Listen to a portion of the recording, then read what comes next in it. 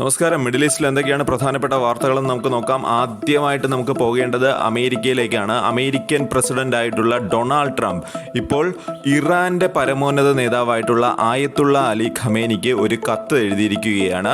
Nuclear ഡീലിലെ ചർച്ച മുൻനിർത്തിയാണ് ഇങ്ങനൊരു കത്ത് എഴുതിയിരിക്കുന്നത്. എന്നാൽ ഇറാനെ സംബന്ധിച്ച് ഇത്തരമൊരു സമ്മർദ്ദത്തിന് വഴങ്ങിയുള്ള യാതൊരുവിധ ചർച്ചയ്ക്കും ഞങ്ങൾ തയ്യാറല്ല എന്ന് തന്നെയാണ് ഇറാൻ പറഞ്ഞിരിക്കുന്നത്.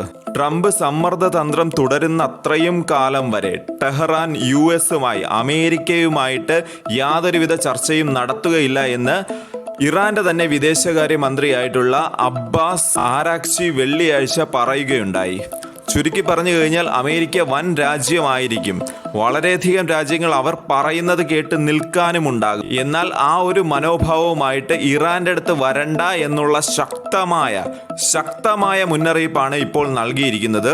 ഇറാൻ ഒരിക്കലും ആണവായുധം വികസിപ്പിക്കരുത് എന്ന് നേരത്തെ കാലങ്ങളിൽ നിർബന്ധം പിടിച്ചിരുന്ന ഡൊണാൾഡ് ട്രംപ് ഇതുമായിട്ട് ബന്ധപ്പെടുത്തി നേരിട്ട് ഇറാനുമായിട്ട് ചർച്ച വേണം എന്ന രീതിയിലാണ് അദ്ദേഹം വാദിച്ചിരുന്നത്. എന്നാൽ 2018 ആണവ കരാറിൽ നിന്ന് അമേരിക്ക പിൻവാങ്ങിയതോടുകൂടി തന്നെ ഇത്തരം ചർച്ചകൾക്കുള്ളൊരു സാധ്യത അവിടെ അടയുന്ന ഒരു കാഴ്ചയാണ് നമുക്ക് ഇതിനു മുമ്പ് കാണാൻ സാധിച്ചിരുന്നത്.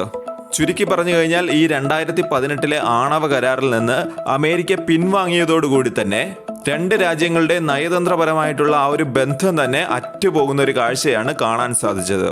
അതിനിടെ ഗസയിലേക്ക് ഉള്ള വൈദ്യുതി ഇപ്പോൾ ഇസ്രയേൽ തടഞ്ഞു വെച്ചിരിക്കുകയാണ്. ഇങ്ങനെ വൈദ്യുതി തടഞ്ഞു വെക്കുന്നതിലൂടെ അത് ഏറ്റവും കൂടുതൽ ബാധിക്കാൻ പോകുന്നത് അവിടെ ഉണ്ടാകുന്ന കുടിവെള്ള വിതരണത്തെ ആയിരിക്കും. നിരവധി കുടിവെള്ള പ്ലാന്റുകളിലെല്ലാം തന്നെ വൈദ്യുതി അത്യാവശ്യമായിട്ടൊരു ഘടകം തന്നെയാണ്. തീർച്ചയായിട്ടും ഇത് ഗസ നിവാസികളെ വളരെ വലിയ രീതിയിൽ തന്നെ ബാധിക്കാൻ പോവുകയാണ്. 2 ദശലക്ഷം ജനങ്ങൾ വസിക്കുന്ന ഗസയിലേക്കുള്ള ചരക്ക് നീക്കവും ഈ ഒരാഴ്ചയ്ക്ക് മുമ്പ് ഇസ്രയേൽ തടഞ്ഞു വെച്ചിരുന്നു. അതിനുശേഷമാണ് ഇപ്പോൾ ഇങ്ങനെ ഒരു നടപടിയുമായിട്ട് ഇസ്രയേൽ മുമ്പോട്ട് വരുന്നത്. അതിനിടെ ഹിസ്ബുള്ളയുടെ ആക്രമണം ഭയന്ന് നോർത്തേൺ ഇസ്രയേലിൽ നിന്ന് പലായനം ചെയ്ത് ജനങ്ങൾ ഇപ്പോൾ തിരിച്ചു വരുന്ന ഒരു കാഴ്ചയാണ് കാണാൻ സാധിക്കുന്നത്. ഇറാന്റെ ശക്തമായിട്ടുള്ള പിന്തുണയുണ്ടായിരുന്ന ഹിസ്ബുള്ള വളരെ വലിയ രീതിയിലുള്ള ആക്രമണമാണ് ഇസ്രയേലിന് നേരെ നടത്തിയത്. അതിനാൽ തന്നെ നോർത്തേൺ ഇസ്രയേലിലുള്ള ഏകദേശം 60,000-ഓളം ജനങ്ങളെയാണ് അവിടെ നിന്ന് മാറ്റിപ്പാർപ്പിക്കേണ്ടി വന്നത്. എന്നാൽ അതിൽ തന്നെ ഏകദേശം പകുതിയോളം പേർ ഇപ്പോൾ നോർത്തേൺ ഇസ്രയേലിലേക്ക് തിരികെ എത്തിയതായിട്ടാണ് ഇപ്പോൾ കണക്കുകൾ പറയുന്നത്.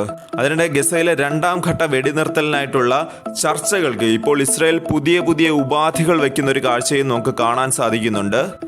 ഗസ മൊത്തം സൈനിക മുക്തമാക്കണമെന്നാണ് ഇസ്രയേലിന്റെ ഒരു വാദം. രണ്ടാമത്തെ വാദം എന്ന് പറയുന്നത് ബന്ദികളെ മൊത്തം തന്നെ മോചിപ്പിക്കണം എന്നുള്ളതാണ് അവരുടെ രണ്ടാമത്തെ വാദം. എന്നാൽ സൈനികരെ ഗസയിൽ നിന്ന് മാറ്റണം എന്നുള്ള ആ ഒരു പ്രസ്താവനയ്ക്കെതിരെ ഇപ്പോൾ ഖത്തർ തുടങ്ങിയ രാജ്യങ്ങൾ മുമ്പോട്ട് വന്നിട്ടുണ്ട്. അതൊരിക്കലും സാധ്യമല്ല എന്ന രീതിയിലാണ് അവർ പറഞ്ഞു വയ്ക്കുന്നത്. ഹമാസിനെ മാറ്റി നിർത്തിക്കൊണ്ടൊരു ഭരണമാണ് ഇസ്രയേൽ ആഗ്രഹിക്കുന്നത്. എന്നാൽ ഇത് എത്ര കണ്ട് പ്രാവർത്തികമാകുമെന്നുള്ളത് കണ്ടു തന്നെ അറിയേണ്ടി വരും.